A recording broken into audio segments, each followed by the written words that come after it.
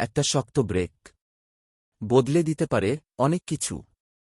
আপনি যখন ভালো হয়ে যাওয়ার চিন্তা শুরু করেন, ভাবেন না আর এমন জীবন নয়, ভালো হয়ে যেতে হবে, নামাজ পড়া শুরু করতে হবে। তখন শয়তান এসে বলে, হ্যাঁ শুরু তো করবা ঠিক আছে, কিন্তু কোন ওয়াক্ত থেকে?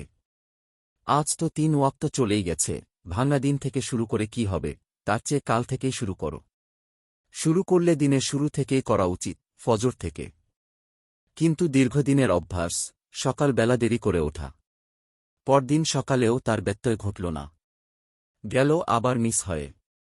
শয়তান এসে বুঝ দেয় না, আজও যখন মিস হয়ে গেল, কালকের থেকেই শুরু করো।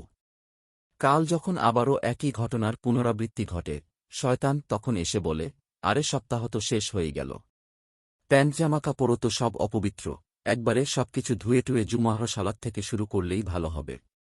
শুক্রবার একটা পবিত্র দিন, কিন্তু শুক্রবার দিন সাপ্তাহিক বন্ধের অবসরে অলসতা যেন একেবারে জেকে বসে। নয়তো বিয়েশাদী পার্টি অনুষ্ঠান, নানা ব্যস্ততায় কখন যে দিন গড়িয়ে রাত হয়ে যায় টেরই পাওয়া যায় না। আজ নগদ, কাল বাকির মতো সবকিছু নগদ থাকলেও নামাজটাই কেবল বাকি থেকে যায়।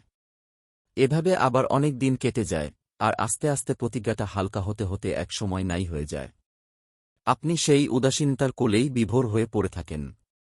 যদি আপনি সিদ্ধান্ত নিয়ে থাকেন ভালো হয়ে যাবেন, তো এক্ষুনি মানে এই মুহূর্তেই। পরনের পোশাক অপবিত্র থাকলে এক্ষুনি বদলে ফেলুন, তা যেভাবেই হোক না কেন। পরবর্তী প্রথম ওয়াক্ত থেকেই শুরু করুন। আর প্রত্যেক ওয়াক্তের শেষে পরবর্তী ওয়াক্ত মিস না করার শক্ত প্রতিজ্ঞা করুন। আল্লাহর কাছে কান্নাকাটি করে দোয়া করুন যেন তিনি পরবর্তী ওয়াক্ত ঠিকমতো আদায়ের তাওফিক দান করেন। জীবন চলার পথ গাড়ি চলার হাইওয়ে নয় যে একবার রং সাইড নিয়ে নিলে নেক্সট ইউটার্ন না আসা পর্যন্ত আপনাকে রং পথেই চলতে হবে। জীবন চলার এই পথে মহান আল্লাহ আমাদেরকে দয়া করে যে কোনো সময় ইউটার্ন নেওয়ার অনুমতি দিয়েছেন। তাই কোনো অজুহাতেই এখানে এক মুহূর্ত রং সাইডে চলার সুযোগ নেই। অতএব যা হয়ে গেছে গেছে। আল্লাহর কাছে ক্ষমা প্রার্থনা করুন। আর দেরি না করে শক্ত করে ব্রেক করুন এবং এক্ষুনি ইউটার্ন নিয়ে নিন। সৌজন্যে সিয়ান পাবলিকেশনস। এমন শিক্ষণীয় ভিডিও দেখতে আমাদের সাবস্ক্রাইব, লাইক, ফলো দিয়ে পাশে থাকার অনুরোধ রইল।